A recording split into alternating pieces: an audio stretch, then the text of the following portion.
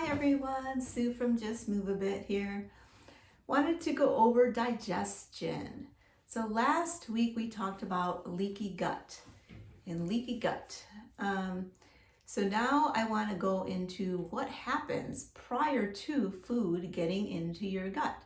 So when we digest something, it goes through our mouth. So for example, let's say we are eating a chicken sandwich. So I'm going to go through the journey of this chicken sandwich.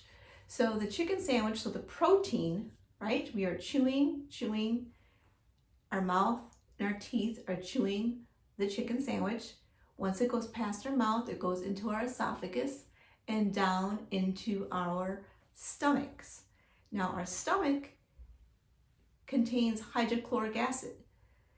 The hydrochloric acid is extremely important because it helps break down that protein from the chicken sandwich. The protein gets broken down into peptides, and the peptides get broken down into one amino acid.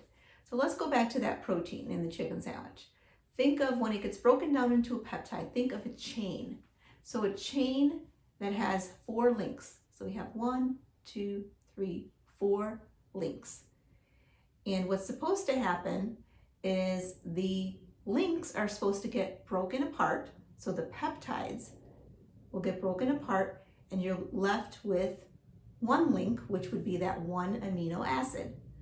Now our bodies do recognize the food particle if it gets broken down into that one amino acid. Now if it gets broken down into that one amino acid, as I had mentioned last week, it gets readily absorbed from the small intestine, your gut, directly into your bloodstream. And that's what we want because our bodies recognize that one amino acid and it will use those nutrients and fuel our cells appropriately. Okay? Now, what happens if our bodies do not recognize? Because the food has not been broken down properly. So can the food go into the bloodstream as a peptide, as that long chain that I mentioned? Yes. So if it goes into the bloodstream as a long peptide, the body is not going to recognize it like it would the one amino acid. Because your body only recognizes something that is meant to be there. So the full peptide, the full chain, once it goes into the bloodstream, is essentially going to be looked at as if it was a foreign invader, since the body does not recognize it. And when the body does not recognize something, the immune system reacts, just like I mentioned last week. And the immune system will start attacking these food particles. And all these attacks over and over will lead to illness and disease. Let's go back to digestion though. So if we are eating that chicken sandwich, our salivary glands, as we're chewing, right, produces saliva, and that saliva produces enzymes. Those enzymes is where the breakdown of the food initially starts to happen, right? And then when it goes down into the esophagus, in the esophagus, there's like a churning sensation that happens so that the food can move forward little by little, and that process is called peristalsis. Now, as I mentioned, after the esophagus, it's meant to go into the stomach where the hydrochloric acid is supposed to be there to break down that food. So in this case, the protein in the chicken sandwich further. But what happens as we age? As we age, unfortunately, our bodies do not make that much hydrochloric acid. So the older we get, we have less and less hydrochloric acid, which can be a huge problem because that means that you can have the best diet in the world and you will not be absorbing the nutrients. Okay? So just like I mentioned, if the chicken sandwich is not broken down properly, so if you don't have enough hydrochloric acid, it will not be broken down properly, and therefore that long peptide will go into the small intestine and will get absorbed in that long chain into the bloodstream, which is not what we want to happen. We want to make sure that we digest our food properly. So there are several ways that we can have several things that we can do, I should say, so that our food does get digested properly.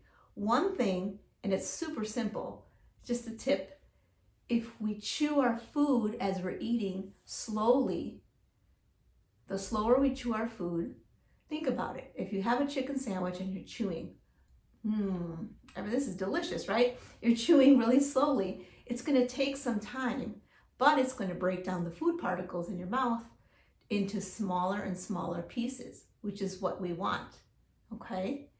Now, another important thing to keep in mind is when you are eating something, it's important when you eat a meal to eat a meal with 3 different components. So we have the protein, in this case, it's in the chicken sandwich. We would like some fiber. So let's say you put some greens in the sandwich, that would be the fiber. And let's say you have some avocado. So we got protein, fiber, and fat. These are the 3 components that would be a complete meal. And the fat within that chicken sandwich, so the avocado in this case, if we put avocado in that sandwich, that avocado will serve as slowing down your digestion, which is actually what we want. We want to slow it down a little bit so that we can properly digest our food. The fiber helps as well so that we can, it will essentially help and aid the digestion so that once it reaches, so let's go into, let's see, we were back down to the gut. Okay, so once it goes into the gut and it goes into your bloodstream, then it fuels your body, right? Now, a couple hours down the road, depending on how long it takes for that food to get digested, and you happen to use the restroom, you will notice that the food, if you have fat and fiber when you eat a meal, you will notice that it is very easy for you to use the restroom and not have any issues, such as constipation, for example. There are so many different digestive issues like bloating, constipation, diarrhea, things like that. Now, what can we do if our bodies are not producing the proper hydrochloric acid in our stomachs? We can do a couple of things. So one thing would be to have 1 tablespoon of apple cider vinegar with, I recommend Bragg's apple cider vinegar. It contains what's called the mother in the apple cider vinegar, and that will aid in being able to digest your food. The key is if you have 1 tablespoon of apple cider vinegar in warm water prior to a meal, this will help break down and create more hydrochloric acid in the stomach to be able to break down your food properly so that your cells can get nourished, since it will recognize that 1 amino acid once it reaches your bloodstream. I hope this is making sense. If you don't like apple cider vinegar, you can try lemon. So a slice of lemon, squeeze it in a glass of water, also warm water, and have that before a meal, which will also increase the hydrochloric acid in your stomach.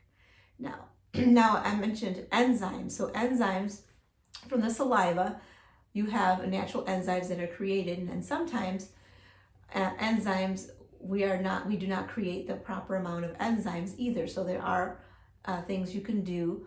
They do sell enzymes, whether it's in a pill form or like gummies or essentially gummies or like supplements. You can purchase enzymes to be able to consume those, and that will help the initial breakdown of the food.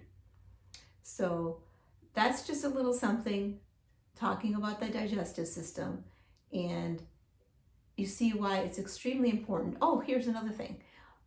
Just simply thinking of food and getting excited about the meal that you're about to eat, your thoughts actually produce and help increase the hydrochloric acid in your stomach. So you can do that. You can do apple cider vinegar. You can chew slowly. You can have lemon in your water, and yeah, so you will be able to digest your food so that your bodies can absorb all of the nutrients. Thanks again for watching. Please share this with any friends and family that you think might enjoy my content.